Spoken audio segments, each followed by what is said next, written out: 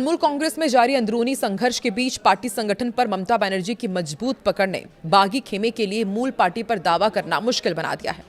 बागी सांसदों द्वारा अलग राजनीतिक मंच का सहारा लेने से उनकी रणनीति और बागी विधायकों की राह अलग अलग दिखाई दे रही है। हालांकि विधानसभा में बागी विधायकों की संख्या अधिक है, लेकिन संगठनात्मक ढांचे में ममता समर्थकों का प्रभाव अभी भी निर्णायक माना जा रहा है। सवाल यही कि क्या ममता के आगे ये तमाम बागी बेबस हो जाएंगे और अब आखिर पश्चिम बंगाल में होने क्या जा रहा है।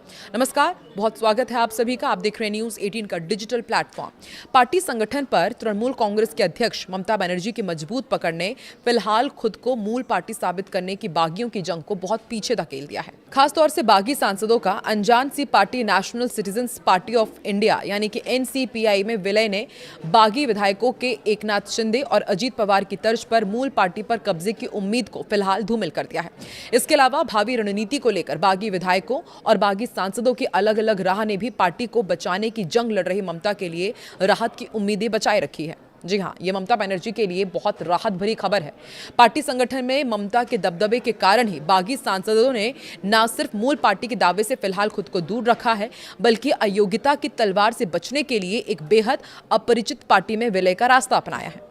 दरअसल पार्टी पर दावे के संदर्भ में चुनाव आयोग और अदालतें अलग अलग पक्ष में शामिल सांसदों विधायकों की संख्या ही नहीं देखते, बल्कि पार्टी के संगठनात्मक ढांचे का भी संज्ञान लेती है। मसलन पार्टी की राष्ट्रीय कार्यकारिणी, राज्य इकाइयों और जिला अध्यक्षों में किस गुट के साथ हैं, इसका भी टेस्ट किया जाता है। राज्य विधानसभा में तृणमूल के 80 में से 64 विधायक बागी धड़ों के साथ हैं। इसी आधार पर नेता प्रतिपक्ष का पद हासिल करने के बाद विरोधी धड़े ने मूल पार्टी पर अपना दावा जताया है। हालांकि बागी सांसदों के बागी विधायकों के साथ जाने के बदले NCPI में विलय का मामला अब उलझ गया है। अब बागी सांसदों के समर्थन में अभाव में बागी विधायकों का धड़ा मूल पार्टी पर अपना दावा नहीं जता सकता। वैसे भी पार्टी संगठन में अब भी ममता का दबदबा कायम है। मूल पार्टी पर अधिकार के लिए बागी विधायकों को भी बागी सांसदों के साथ NCPI में विलय करना होगा। इसके अलावा बागी सांसदों विधायकों को मूल पार्टी के संगठन में भी स्थिति मजबूत करनी होगी। बागी सांसद सुदीप बंदोपाध्याय ने इशारा किया है कि संसद के मॉनसून सत्र के पहले दोनों धड़े मिलकर के मूल पार्टी पर दावा करने की रणनीति तैयार कर रहे हैं।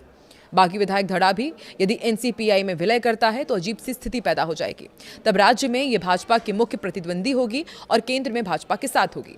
मूल पार्टी पर अधिकार मिलने पर भी यही स्थिति रहेगी। वैसे भी भाजपा की राज्य इकाई विरोधी धड़े के परोक्ष या फिर सीधे गठजोड़ से बेहद नाराज है। ऐसे में नेतृत्व की चिंता केंद्रीय मंत्रिमंडल में बागी धड़े को शामिल करने को लेकर है। फिलहाल ताजा अपडेट ये है कि लोकसभा स्पीकर ओम बिरला ने TMC के राष्ट्रीय महासचिव अभिषेक बैनर्जी को एक महत्वपूर्ण बैठक के लिए बुलाया है और सूत्रों के अनुसार स्पीकर ने अभिषेक बैनर्जी को 19 जून को मिलने के लिए कहा है। इस मुलाकात का मुख्य उद्देश्य पार्टी में हुई फूट के मामले पर चर्चा करना है। स्पीकर चाहते हैं कि अभिषेक बैनर्जी इस पूरे विवाद पर अपना पक्ष रखें और स्थिति स्पष्ट करें। अभिषेक बैनर्जी पश्चिम बंगाल की पूर्व मुख्यमंत्री ममता बनर्जी के भतीजे हैं और पार्टी के राष्ट्रीय महासचिव भी हैं। वहीं TMC की प्रमुख ममता बनर्जी ने भवानीपुर विधानसभा सीट के चुनावी नतीजों को चुनौती दी है। मंगलवार को कलकत्ता हाईकोर्ट का रुख किया। उन्होंने अदालत में एक चुनाव याचिका दायर की है, जिसमें BJP नेता शुभेंदु अधिकारी की जीत को चुनौती दी गई है। आधिकारिक मतगणना के अनुसार इस सीट पर भाजपा नेता शुभेंदु अधिकारी ने ममता बनर्जी को 15,000 से ज्यादा मतों से शिकस्त दी थी। तृणमूल कांग्रेस के सूत्रों से मिली जानकारी के मुताबिक ममता बनर्जी चुनावी नतीजों को चुनौती देने वाली अपनी इस याचिका की पुष्टि करने के लिए खुद कलकत्ता हाईकोर्ट की रजिस्ट्री में पहुंची। भवानीपुर में मतदान वाले दिन बड़े पैमाने पर धांधली के उन्होंने आरोप लगाए थे। TMC समर्थक मतदाताओं को उनके इलाके में ही रोक दिया गया था। वहां पर केंद्र सरकार के अधीन अर्धसैनिक बल तैनात किए गए थे। कुछ स्थानों पर EVM को लेकर काफी शिकायतें भी आई थी। राज्य के चुनाव में भाजपा की बड़ी जीत के बाद शुभेंदु अधिकारी बाद में बंगाल के पहले भाजपा मुख्यमंत्री बने, जैसा कि पार्टी द्वारा दावा किया गया है।